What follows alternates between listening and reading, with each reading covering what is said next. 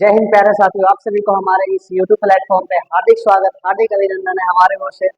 आशा करते हैं, उम्मीद करते हैं कि आप लोग बहुत अच्छे होंगे। हंस रहे थे हम लोग मेटल्स और नॉन मेटल्स की बात कर रहे थे, जो कि चैप्टर नंबर 3 हम लोग का था। ठीक है, चैप्टर नंबर 3 की बात करें तो मेटल्स में बहुत सारे ऐसा पार्ट्स था, थोड़ा सा ज्यादा थोड़ा लंबा चैप्टर हो जाता है। ठीक है, यदि हम थोड़ा सा डीप में चले तब एनसीईआरटी के अनुसार से भी यदि चले तो थोड़ा सा डीप में हो जाता है, और इसी कारण इसका थोड़ा सा लंबा वीडियो बन जाता है। ठीक है, तो ध्यान से देखिएगा, हम लोग मेटल्स और नॉन मेटल्स की बातें कर रहे थे, और मेटल्स और नॉन मेटल्स में तो बहुत सारी बातें कर लिए थे। ठीक है, जैसे कि पिछले लेक्चर तक हम लोग पढ़ चुके थे धातु का केमिकल प्रॉपर्टी, यहाँ तक खत्म हो गया था। ठीक है, इसमें हमने बताया था धातु की क्रियाशीलता श्रेणी के बारे में बात किया था, प्लस में धातु का मतलब जो भी केमिकल प्रॉपर्टी था वो सब सब हम तो खत्म कर दिए थे। लेकिन आज क्या स्टार्ट करने वाले हैं, आज हम लोग स्टार्ट करने वाले हैं अधातु के बारे में। अब यहाँ पे समझना होगा, हम लोग तो ऐसे जानते आ रहे हैं कि धातु रिएक्टिव होते हैं, मतलब कि धातु क्रिया करते हैं, लेकिन अधातु तो रिएक्टिव नहीं होते हैं।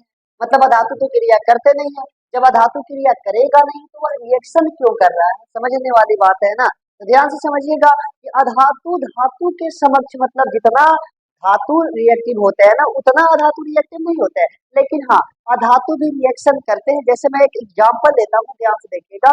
आप लोग पढ़े होंगे NaCl, NaCl के साथ बॉन्ड बनाता है ना, जिसमें हमने माना माना नहीं, मतलब इसमें हम लोग जानते हैं कि सोडियम क्या होता है, धातु होता है, और क्लोरीन क्या होता है, अधातु होता है। अब आपको ये पता होगा कि सोडियम का इलेक्ट्रॉनिक विन्यास निकाले तो क्या होता है, 2 8 और 1 होता है क्या, नहीं जानते, 1s2s2p, ये जानते हैं ना। तो बाहरी कक्षा में हमको पता चलता है कि एक इलेक्ट्रॉन क्या है, ज्यादा है। क्यों? क्योंकि हर एक परमाणु चाहता है, यह भी एक प्रकार का परमाणु है, धातु है, तो हर एक धातु, हर एक परमाणु चाहता है कि हमारे बाहरी कक्षा में कितना इलेक्ट्रॉन होना चाहिए, 8 इलेक्ट्रॉन होना चाहिए। तो 8 इलेक्ट्रॉन यह लाने के लिए एक इलेक्ट्रॉन को क्या कर देता है, देता है, मतलब दान देता है, और जो दान देता है वह होता है मेटल। इस मेटल को पहचानने का तरीका होता है, समझ में आई बात है क्या। लेकिन क्लोरीन का निकाले तो क्लोरीन का परमाणु संख्या 17 होता है, इसी प्रकार से 11 इसका होता था, तो 11 इलेक्ट्रॉन है, 2 8 10 और 1 11। इसी प्रकार क्लोरीन क्या हो जाएगा, क्लोरीन के पास 17 इलेक्ट्रॉन, तो इसका इलेक्ट्रॉनिक विन्यास होता है 2 8 और 7। ध्यान से देखिएगा, इसके बाहरी कक्षा में 7 इलेक्ट्रॉन है, तो ये भी चाहेगा कि हमारे बाहरी कक्षा में कितना इलेक्ट्रॉन हो, 8 इलेक्ट्रॉन हो। तो इसी कारण से यह एक इलेक्ट्रॉन को क्या करता है, ग्रहण करता है। तो ध्यान से देखिएगा, प्रत्येक परमाणु जो होते हैं अपने स्टेबिलिटी स्टेबिलिटी मतलब अस्थाई पाने के लिए एक दूसरे के साथ रिएक्शन करते रहते हैं। हाँ, जो इलेक्ट्रॉन को दान देता है वह कहलाता है मेटल, तथा जो ग्रहण करता है उसे हम लोग कहते हैं नॉन मेटल, मतलब अधातु कहते हैं। ठीक है, तो हम यहाँ समझे यह भी क्या हो रहा है, दान दे रहा है, तो यह भी रिएक्शन करेगा और यह भी रिएक्शन करेगा, क्योंकि इसको भी बाहरी कक्षा में एक इलेक्ट्रॉन जरूरत है। तो ध्यान से देखिएगा, जितना मेटल रिएक्टिव होते उतना नॉन मेटल नहीं होते, इसी कारण से नॉन मेटल का हम लोग ज्यादा प्रॉपर्टी नहीं पढ़ते। ठीक है, ध्यान से समझिए, यहाँ तक बातें आपको समझ में आया होगा। अब चलते आगे, chemical properties of non metals, मतलब कि अधातुओं की रासायनिक गुणधर्म। अधातु का रासायनिक गुणधर्म यहाँ पे पढ़ने वाले हैं। इसमें हम लोग क्या पढ़ेंगे, सबसे पहला है रिएक्शन विथ ऑक्सीजन, मतलब ऑक्सीजन के साथ रिएक्शन करके नॉन मेटल्स क्या बनाता है हम लोग ये जानेंगे। क्योंकि हम लोग पहले पढ़ चुके हैं, बहुत पहले 2 3 लेक्चर के पीछे मैं बात करूं तो उसमें अधातु का भौतिक गुणधर्म हो गया था, अब यहाँ पे रासायनिक गुणधर्म। अब यहाँ तक आपको अच्छी तरह से बातें क्लियर होगा कि भौतिक और रासायनिक में क्या अंतर होता है। भौतिक मतलब जो बाहरी से गुण दिखाई देता है उसे कहते थे भौतिक गुणधर्म, और रासायनिक गुणधर्म मतलब जो रिएक्शन करने के बाद हमें प्राप्त होता है। ठीक है, देखिए भाई, ये स्टार्ट करते हैं। यहाँ पे क्या है, जब यहाँ पे रिएक्शन करेगा अधातु ऑक्सीजन के साथ, तब क्या बनाएगा, देखिएगा। कुछ अधातु क्या होते हैं, ऑक्सीजन के साथ क्रिया कर अम्लीय ऑक्साइड। अम्लीय ऑक्साइड को हम लोग धातु ऑक्साइड भी बोल सकते हैं, सिंपल सी बात है, धातु बोल रहे हैं, सॉरी, धातु ऑक्साइड भी कह सकते हैं। अभी बताएंगे, बस याद रखिएगा, अम्लीय ऑक्साइड। तथा कुछ धातु जो होते हैं ऑक्सीजन के साथ में क्रिया करके उदासीन ऑक्साइड का निर्माण करते हैं। मतलब ये बातें याद रखना पड़ेगा क्या हमें, बिल्कुल भी नहीं। हम बातें बोलते हैं कि कभी भी बातों को याद मत रखा कीजिए, आप हो सके तो समझने का प्रयास कीजिए, समझ में आई तो बातें आप हमेशा लिखा कीजिएगा, लेकिन याद रहेगी बातें तो याद करके आप नहीं लिख पाइएगा, समझ में आई बात। और आप इसके पीछे पढ़े हैं या न पढ़े, इसका मतलब ये ठहरता नहीं है। बस आपको ध्यान देना कि ये टॉपिक जो हमें है ना, यह टॉपिक हमारे दिमाग में जाता है कि नहीं। ठीक है, ये टॉपिक हमको समझ में आना चाहिए। बाकी पीछे पढ़े हैं आप, पीछे नहीं पढ़े हैं, इससे मतलब ही नहीं रहता। हाँ, लेकिन नहीं पढ़े तो आप थोड़ा सा पीछे जाकर पढ़ लीजिएगा, दिखाओ आगे का जो चैप्टर होता है ना, टॉपिक होता है, वो हमें अच्छी तरह समझ में आता है। ठीक है, लेकिन हाँ कोई मतलब नहीं, पीछे पड़ा नहीं, हम लोग ध्यान देना है यहाँ पे कि आज हमें ये टॉपिक हर हाल में समझना है, ठीक है। ध्यान से देखिएगा, हमने लिया कार्बन, कार्बन की रिएक्शन करवाना है किसके साथ, बोला तो गया ना कि कार्बन एक प्रकार का अधातु होता है, अधातु तो जानते हैं ना। कार्बन अधातु किसके साथ रिएक्शन करेगा, ऑक्सीजन के साथ, क्या बनाता है, CO2, जानते हैं कि नहीं जानते, यह क्या है, अधातु ऑक्साइड बोल सकते हैं। ये अधातु और ऑक्सीजन यानी ऑक्सीजन के साथ रिएक्शन करके बनाता CO2, तो इसे हम लोग अधातु ऑक्साइड भी कहते हैं। जो प्राकृतिक में होता है अम्लीय, इसी कारण इसका नाम हो जाता है अम्लीय ऑक्साइड। अभी लिखेंगे, थोड़ा सा रुक जाए। इसी प्रकार से सल्फर होता है, सल्फर यदि ऑक्सीजन के साथ क्रिया करेगा तो बनाता है SO2, सल्फर डाई ऑक्साइड बनाते हैं। इसका नेमिंग लिखना जरूरी है क्या, नहीं ना, ये सब जानते हैं ना, सल्फर डाइऑक्साइड। लेकिन बातें याद रखना है, जब हाइड्रोजन ऑक्सीजन के साथ रिएक्शन करेगा तो क्या बनाता है, H2O, यानी जल का निर्माण करता है। अब ध्यान से देखिएगा, ये जो दो ऑक्साइड है ना, इन दोनों ऑक्साइड को हम लोग कहते हैं अम्लीय ऑक्साइड, अम्लीय ऑक्साइड। लेकिन ये क्या है, H2O एक प्रकार का न्यूट्रल यानी उदासीन ऑक्साइड होता है, उदासीन ऑक्साइड।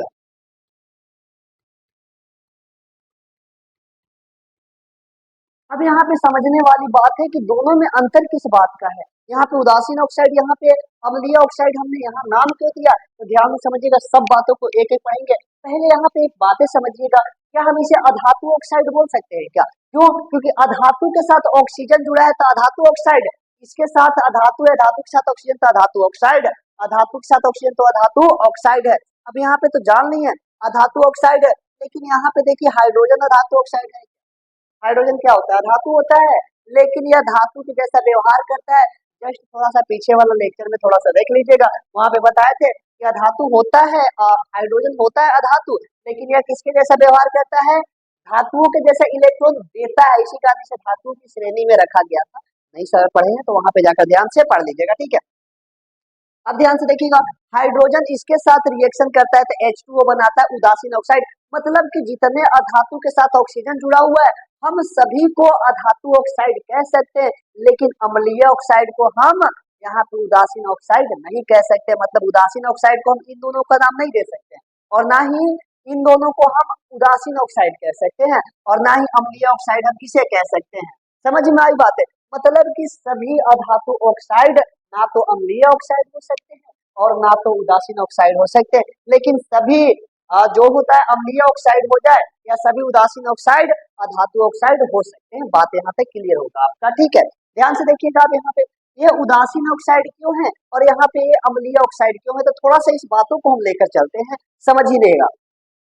यहाँ पे बोला गया है ना कि कुछ धातु ऑक्सीजन के साथ क्रिया करके अम्लीय ऑक्साइड का निर्माण करते थे, ये दोनों अम्लीय ऑक्साइड हो गया, और कुछ धातु उदासीन ऑक्साइड का, जैसे हाइड्रोजन उदासीन ऑक्साइड का या मतलब कि निर्माण करता है, ठीक है। अब कैसे होता है उदासीन ऑक्साइड, समझिएगा, एक बातें याद रखिएगा, ध्यान दीजिएगा। यहाँ पे हमारा बना कार्बन डाइऑक्साइड CO2, हम CO2 लेते हैं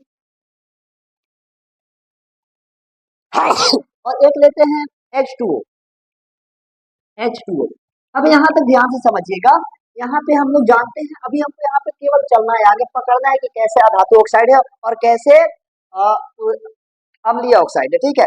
अधातु ऑक्साइड मतलब वही ना, अम्लीय ऑक्साइड और उदासीन ऑक्साइड कैसे, हमको दोनों में अंतर जानना है। यहाँ देखिए कार्बन कितना, एक कार्बन है।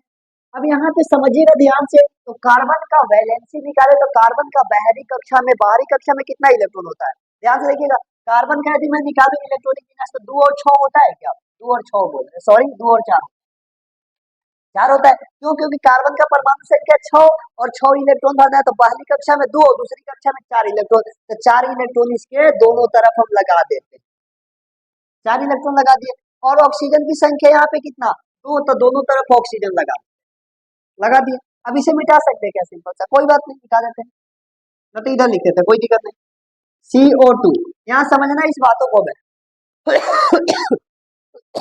अब यहाँ पे ध्यान से देखिएगा, आपसे मैं पूछता हूँ कि ऑक्सीजन का परमाणु संख्या 8 होता है, तो ऑक्सीजन का बाहरी कक्षा में कितना इलेक्ट्रॉन, इसका भी इलेक्ट्रॉनिक विन्यास निकाले ऑक्सीजन का तो 2 और 6 हो जाता है, यानी बाहरी कक्षा में कितना, 6 इलेक्ट्रॉन, 1 2 3 4, चलिए यहाँ इधर 4 बना देते हैं, 4 5 6, चलिए 6 ऐसे नहीं, थोड़ा सा अच्छा से बनाते हैं, कहीं भी लिख सकते हैं इलेक्ट्रॉन, ऐसा हम लोग पढ़ेंगे आगे। 2 3 4 और इधर से 5 और एक 6 ले लेते हैं, ठीक है, कोई दिक्कत नहीं। इसी प्रकार से ऑक्सीजन यहाँ भी इसके व्यवहारिक कक्षा में कितना 6 इलेक्ट्रॉन होगा, 2 2 4 और एक 5 और एक 6।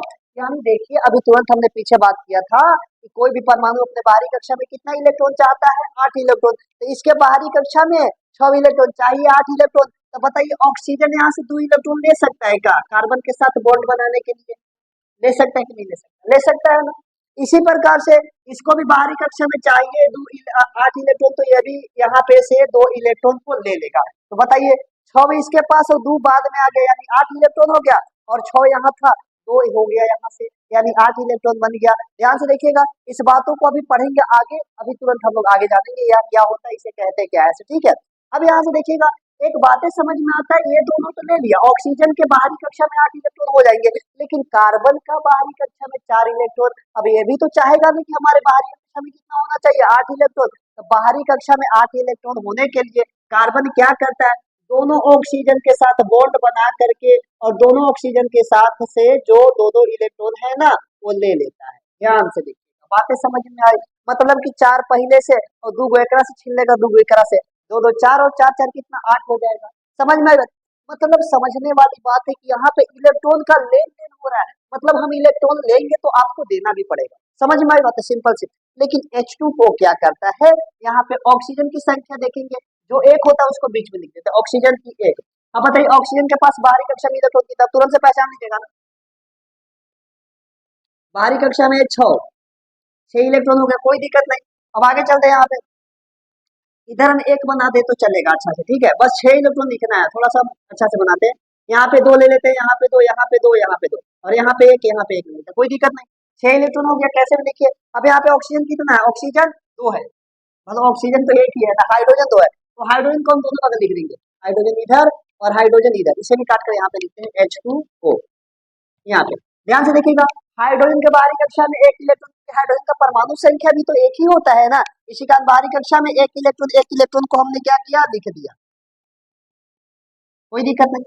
अब ध्यान से देखिएगा, यहाँ पे और यहाँ पे अंतर किस बात का है। यहाँ पे देखिए ऑक्सीजन के बाहरी कक्षा में 6 इलेक्ट्रॉन और इसके बाहरी कक्षा में 1 इलेक्ट्रॉन। तो बताइए अब ये तो क्या करेगा, हाइड्रोजन हमेशा इलेक्ट्रॉन को दान देता है, कभी ग्रहण नहीं करता है, ये बात पढ़े है ना, इसके पीछे वाले लेक्चर में पढ़े थे कि हाइड्रोजन होता है अधातु, लेकिन यह क्या करता है, इलेक्ट्रॉन को दान देता है, तो इसे इलेक्ट्रॉन ग्रहण करने की आवश्यकता ही नहीं, लेकिन इसे इलेक्ट्रॉन चाहिए तो क्या करेगा, ऑक्सीजन दोनों हाइड्रोजन के साथ रिएक्शन करके बॉन्ड बना करके अपना कक्षा में 8 इलेक्ट्रॉन पूरा ले, 6 यहाँ से और 6 और 1 7 और 1 8, इसके बाहरी कक्षा में 8 इलेक्ट्रॉन हो गया।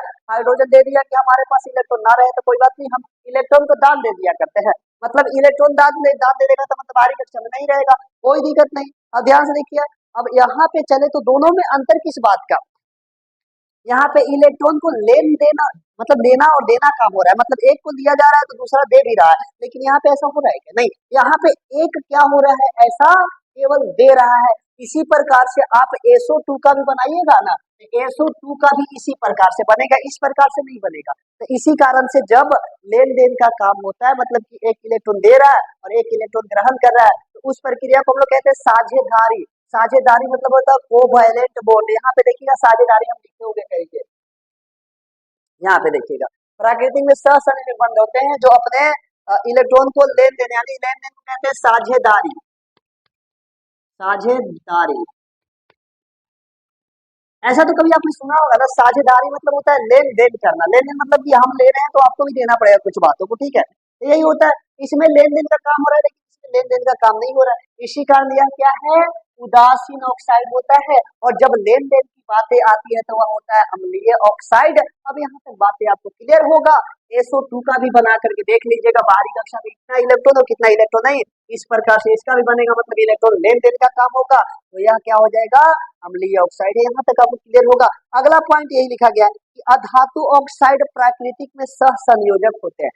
सहसंयोजक मतलब कि इलेक्ट्रॉन को लेन देन का काम होगा, लेकिन सभी अधातु ऑक्साइड नहीं होते, जैसे देखिए एक नहीं है, तो एक का हम लोग मायने मतलब नहीं रखते, जिनका निर्माण क्या होता है, इलेक्ट्रॉन के लेन देन, मतलब कि लेन देन से होता है, साझेदारी से होता है। ध्यान से देखिएगा, यहाँ पे कार्बन डाइऑक्साइड का बनाया गया है, ध्यान से यहाँ पे बनाना नहीं चाहते, लेकिन हाइड्रोजन क्या करता है, लेन देन का काम करता है, ये भी करता है, ध्यान से देखिएगा कैसे करता है अभी बताएंगे। अब यहाँ पे देखिएगा हाइड्रोजन का यहाँ पे तो बना दिए, सही बात है, लेकिन अब क्या करता है ना कि हाइड्रोजन का बाहरी कक्षा में एक इलेक्ट्रॉन होता है, ये बातें तो आपको पता है ना, हाइड्रोजन का बाहरी कक्षा में एक इलेक्ट्रॉन। तब ध्यान से देखिएगा एक इलेक्ट्रॉन इसके पास, एक इलेक्ट्रॉन इसके पास है।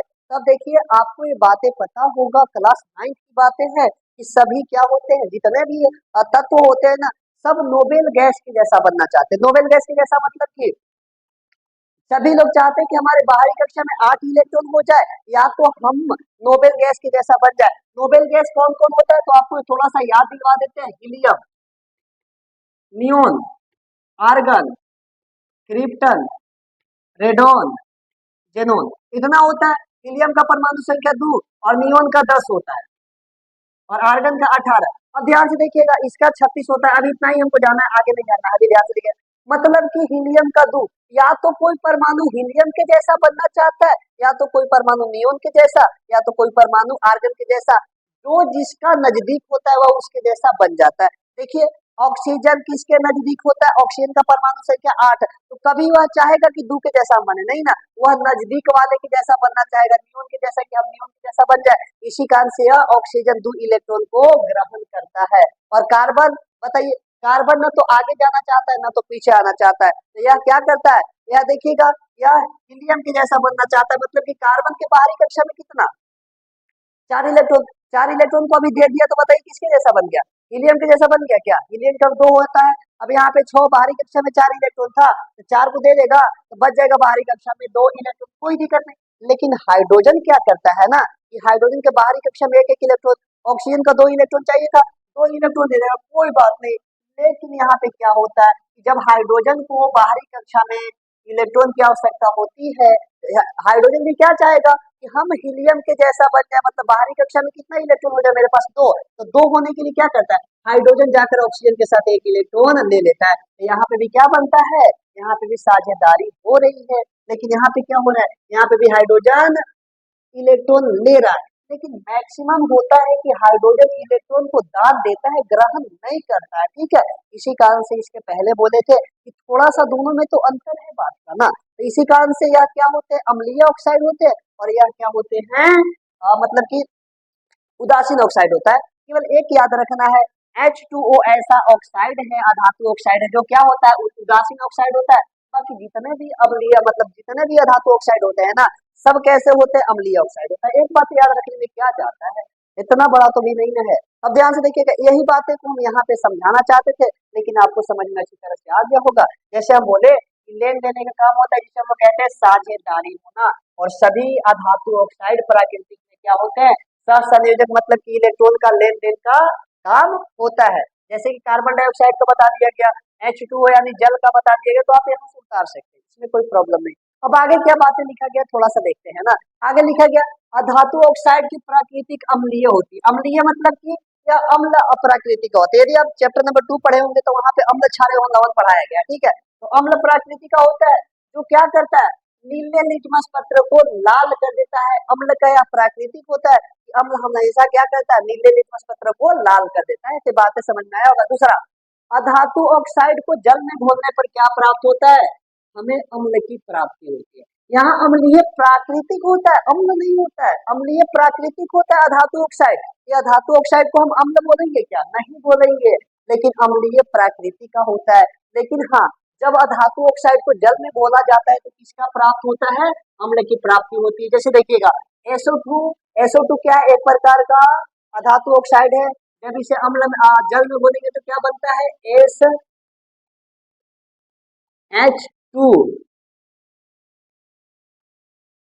SO3 बनाता है। मतलब कि देखना है, H2 का H2, सल्फर का सल्फर, ऑक्सीजन 2 और यहाँ से 3, इसे बोला जाता है कार्बोनिक एसिड।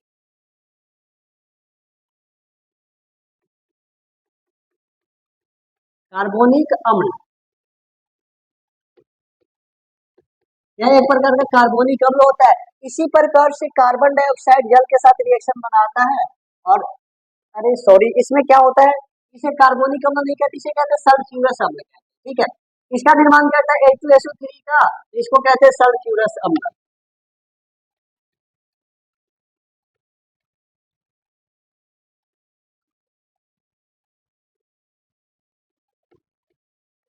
सल्फ्यूरस अम्ल बोला जाता है, ठीक है। और यहाँ पे निर्माण होगा ना, यहाँ पे निर्माण होता है H2CO3, इसे कहते हैं कार्बोनिक अम्ल।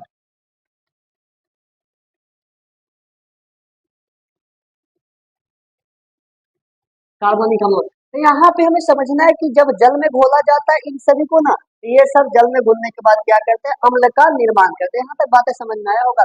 अब आगे, फास्फोरस एक प्रकार का धातु है जो क्या करता है, ऑक्सीजन के साथ क्रिया करके फास्फोरस पेंटा ऑक्साइड का निर्माण करता है। मतलब कि अधातु ऑक्साइड का ही निर्माण करता है, लेकिन फास्फोरस पेंटा ऑक्साइड का निर्माण करता है। तो आपको इसका सूत्र पता होना चाहिए, फास्फोरस पेंटा ऑक्साइड का क्या होता है।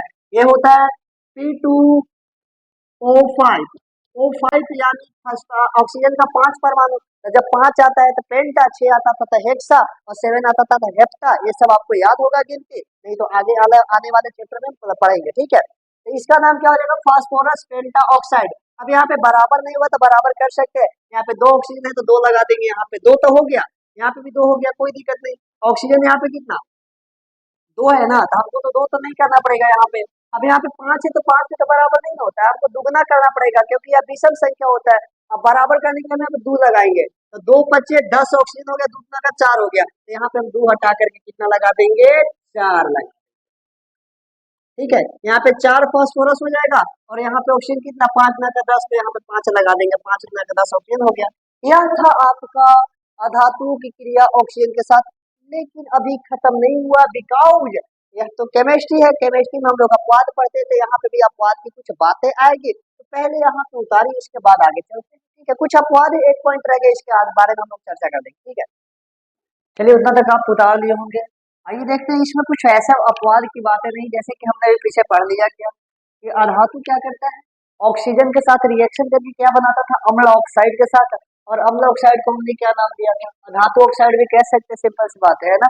जैसे कि पीछे आपको रिएक्शन बताया गया था कि सल्फर ऑक्सीजन के साथ बनाता है, ऑक्सीजन के साथ रिएक्शन करता है तो SO2 सल्फर डाइऑक्साइड बनाता है। तो ध्यान से देखिएगा, यहाँ पे ऑक्साइड है, यानी कि अधातु के साथ, यह सल्फर क्या है, अधातु है, अधातु के साथ ऑक्सीजन जुड़ा हुआ है तो क्या हो गया, अधातु ऑक्साइड हो गया।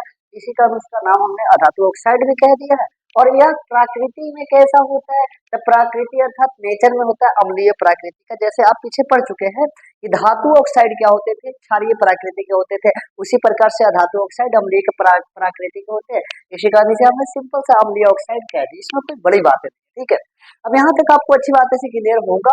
अब आगे देखते हैं, इसमें कुछ अपवाद ऐसा है कुछ नहीं, लेकिन 4 आपको कंपाउंड याद रखना है, जो क्या होते हैं, जितने भी अधातु होते हैं, अधातु ऑक्साइड सबकी प्रकृति कैसी होती है, मतलब कि अम्लीय होती है। लेकिन ये 4 कंपाउंड ऐसे होते हैं जो क्या होते हैं, प्राकृतिक में उदासीन होते हैं, मतलब न्यूट्रल होते हैं। न्यूट्रल मतलब कि ना तो उदासीन, ना तो अम्लीय प्रकृति के होंगे और ना ही क्षारीय प्रकृति के होंगे, इसी कारण हमने नाम दिया उदासीन। देखिएगा ध्यान से, कुछ अधातु ऑक्साइड जैसे कि अम्ला ऑक्साइड, अम्ल ऑक्साइड मतलब वही बताया गया था, अधातु ऑक्साइड।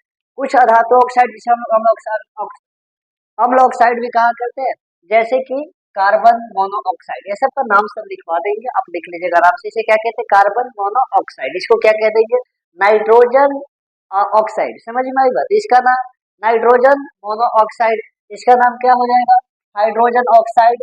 प्राकृतिक में उदासीन होते हैं, मतलब कि इनकी ना तो नेचर अम्लीय होती है और ना ही क्षारीय। ऐसे तो हमने पढ़ा कि धातु ऑक्साइड क्या होता है, अम्लीय प्राकृतिक होता है, लेकिन इसका प्राकृतिक उदासीन। समझ में आई बात, उदासीन मतलब ना तो अम्ल ना तो क्षारीय। इसका पीएच मान 7 के बराबर लगभग होता है, ठीक है। उदासीन होते हैं, जिनका निर्माण यदि कैसे हो जाता है, पहले जानेंगे कि इसका निर्माण कैसे हो जाता है। और इसका निर्माण तो आपका यहाँ से देखने से हो जाएगा कि कार्बन ऑक्सीजन के साथ रिएक्शन करता है तो कार्बन डाइऑक्साइड बनाना चाहिए था, अभी बताएंगे तुरंत। तो होते हैं जिनका निर्माण क्या होता है, अपर्याप्त ऑक्सीजन। अब यहाँ पे एक बात लिया गया है, अपर्याप्त ऑक्सीजन मतलब कि जितना मात्रा में ऑक्सीजन देना चाहिए उतना मात्रा में ऑक्सीजन ना मिले ना, तो उसी को कहते हैं अपर्याप्त। यही बात यहाँ पे लिखा हुआ है कि अपर्याप्त ऑक्सीजन की उपस्थिति में गर्म किया जाता है। गर्म किया जाना मतलब जलाना, जो भी होता है, गर्म करेंगे तब तो रिएक्शन होगा ना। ये तो बातें क्लियर है यहाँ पे, ठीक है। तो अपर्याप्त मतलब जितना हमें चाहिए था उतना ना मिला, तो उसे कहते हैं अपर्याप्त। अब ध्यान से देखिएगा, कार्बन को ऑक्सीजन के साथ रिएक्शन करवाया जाता था तो क्या बनना चाहिए था, CO2 बनना चाहिए था, कार्बन डाइऑक्साइड बनना चाहिए था ना। लेकिन यहाँ तक बात रही कि अपर्याप्त ऑक्सीजन की मात्रा में हम इसे गर्म कहते हैं, कार्बन डाइऑक्साइड न बन करके बनता है CO, इसे हम लोग कहते हैं कार्बन। और वन है यहाँ पे, ऑक्सीजन एक है यहाँ पे, मतलब कि इसके आसपास मतलब कुछ नहीं लगा हुआ तो एक छुपा हुआ रहता है। ऑक्सीजन की संख्या एक है तो कार्बन मोनोऑक्साइड कहा जाता है। आप केमिस्ट्री का गिनती जानते होंगे, जब आधा आता है तो हेमी बोलते हैं, वन आता है तो मोनो बोलते हैं, टू आता है तो डाई, ट्राई, टेट्रा, टेट्रा के बाद क्या होता है पेंटा, हेक्सा, ऐसा 10 तक लिखवाया गया तो चैप्टर नंबर 1 में, वहां पे आराम से देख सकते थे आप, ठीक है। अब आगे देखते हैं, नाइट्रोजन जब ऑक्सीजन के साथ रिएक्शन करता है तो N2 अर्थात नाइट्रोजन डाइऑक्साइड नहीं कहेंगे, क्या कहेंगे, नाइट्रोजन ऑक्साइड कहेंगे, ठीक है। यहाँ पे टू लगा हुआ रहता था फिर नाइट्रोजन डाइऑक्साइड कहते हैं, लेकिन यहाँ पे नाइट्रोजन ऑक्साइड कह देंगे, जो कि प्राकृतिक में कैसा होता है, उदासीन होता है। दो कंपाउंड, तीसरा नाइट्रोजन ऑक्सीजन के साथ रिएक्शन करता है, सेम रिएक्शन यहाँ पे भी, लेकिन बात रहा कि कभी कभी ये कंपाउंड का निर्माण कर देता है और कभी कभी ये कंपाउंड का फॉर्मेशन कर देता है, NO, यानी नाइट्रोजन ऑक्साइड का, नाइट्रोजन मोनोऑक्साइड इसे हम लोग कहेंगे, क्या कहेंगे, एक की संख्या है, एक रहता है तो मोनो कहते हैं, नाइट्रोजन मोनोऑक्साइड। इसी प्रकार से हाइड्रोजन जब ऑक्सीजन के साथ रिएक्शन करता है तो H2O यानी जल का निर्माण करता है, लेकिन यहाँ पे अपर्याप्त ऑक्सीजन की मात्रा में गर्म किया गया तो बनाता है हाइड्रोजन ऑक्साइड। ये सब की प्रकृति क्या होती है, तो ये सब की प्रकृति होती है उदासीन।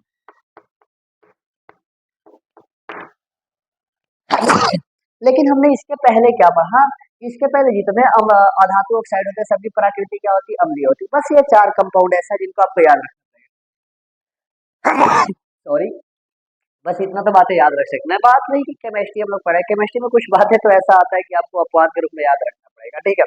इसके बाद फिजिक्स बायोलॉजी आएगा तो उसमें कोई अपवाद की बात ही नहीं होती, बस जो पढ़ना है अपवाद के बारे में, अपवाद पे आता है केवल केमिस्ट्री में, समझ में आई बात है, इतना बातें आपको याद रखना। तो ये था आपका अधातुओं की क्रिया ऑक्सीजन के साथ खत्म। दूसरा, जिस प्रकार से धातुओं की क्रिया हम लोग जल के साथ करवा रहे थे, उसी प्रकार से अधातुओं की क्रिया करवा कर देखते हैं जल के साथ क्या कर पाता है क्या। हमने देखा था कि जब धातु जल के साथ क्रिया करती है, अर्थात जल मतलब H2O, समझ में आई बात है। तो जल के साथ क्रिया करती थी, क्या बनाती थी, धातु हाइड्रोक्साइड, या तो ऐसे कुछ धातु होते थे जो क्या करते थे, वाष्प के साथ क्रिया करते थे, मतलब जल वाष्प के साथ, या तो कोई गर्म जल के साथ क्रिया करते थे। जैसे आप पीछे देखे होंगे तो वहां पे आपको मिलता है कि धातु जैसे कि मैग्नीशियम क्या होता था, वह ठंडा जल के साथ रिएक्शन नहीं करता था, क्यों, क्योंकि मैग्नीशियम की क्रिया बहुत कम थी, लेकिन सोडियम और पोटेशियम इतना ज्यादा क्रियाशील धातु थे कि वह क्या इतना ज्यादा क्रियाशील थे कि वह तो ठंडे साथ जल के साथ रिएक्शन कर देते थे। इसी कारण से उन्हें कहाँ रखा जाता था, केरोसिन के तेल में डुबो कर रखा जाता था, और वो तो ऑक्सीजन से भी क्रिया कर देता है, समझ में आई बात। तो यहाँ पे जानना है कि धातुओं क्या जल के साथ क्रिया करती है, तो पढ़ना है यहाँ पे क्या कि अधातुएं जल के साथ क्रिया नहीं करती, अब नहीं करती, बात खत्म हो गया, सिंपल से इतना ही। हमें आगे कितना पढ़े कितना नहीं पढ़ते कभी मतलब नहीं रखता, जो बातें पढ़े बस उतना अभी समझा कीजिए, समझ में आई बातें क्या, पीछे जो बातें हुआ था अच्छी बात है, पीछे का रिवीजन रहे तो ऐसा होता है कि हमें आगे अच्छी तरह समझ में। लेकिन अब क्या किया जाए, पीछे का ना पढ़े होंगे तो आराम से पढ़ लीजिएगा, लेकिन अभी जो बातें लिखा हो बस उतना समझने का प्रयास कीजिए, ठीक है। ध्यान से देखिएगा, अधातुएं जल के साथ क्रिया नहीं करती, क्यों क्यों क्यों नहीं करती, अब वो समझने वाली बातें है ना। अब यहाँ पे यही लिखा गया, यहाँ तक ये लिख दिया तो बात खत्म हो गया, लेकिन कभी ऐसा भी तो आपके मन में आना चाहिए ना कि आखिर क्यों नहीं करती, भाई कोई तो रीजन होगा ना। क्योंकि अधातुओं के पास इलेक्ट्रॉन देने की क्षमता नहीं होती। एक पॉइंट बात में बोला है कि जिस तरह से धातु इलेक्ट्रॉन को दे सकता था ना, उस प्रकार से अधातु इलेक्ट्रॉन नहीं देता, इसी कारण से अधातु कभी भी जल के साथ रिएक्शन नहीं करती, जिस कारण से ये हाइड्रोजन आयन को अच्छा हाइड्रोजन आयन को जल से विस्थापित, विस्थापित मतलब दिखवाया गया था, विस्थापन अभिक्रिया की थी, विस्थापित मतलब होता है हटा देना, हटा देना, विस्थापित नहीं कर पाती है। अब सिंपल सी बात है मैं बोलूं, सिंपल सा देखिएगा, Na एक प्रकार का सोडियम होता है, इतना तो पढ़ चुके हैं ना। सोडियम का परमाणु संख्या 11, इसके बाहरी कक्षा में कितना इलेक्ट्रॉन होता है, इलेक्ट्रॉनिक विन्यास निकालिए, 2 8 और 1, बाहरी कक्षा में 1 इलेक्ट्रॉन, मतलब 1 इलेक्ट्रॉन को यह क्या कर सकता है, दे सकता है।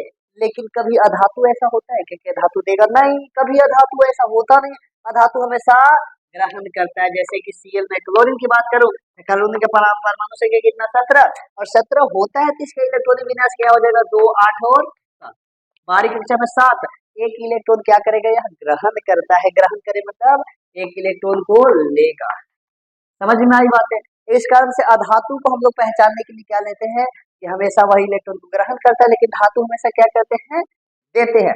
यहाँ पे बात आती है कि अधातुओं के पास इलेक्ट्रॉन देने की क्षमता नहीं होती है, इस कारण से जल के साथ रिएक्शन करने के लिए जब अधातु को भेजा जाएगा ना, तो वह कभी भी रिएक्शन नहीं करेगा। अभी एग्जाम्पल मैं बताता हूँ आपको, एग्जाम्पल देखिएगा ध्यान से।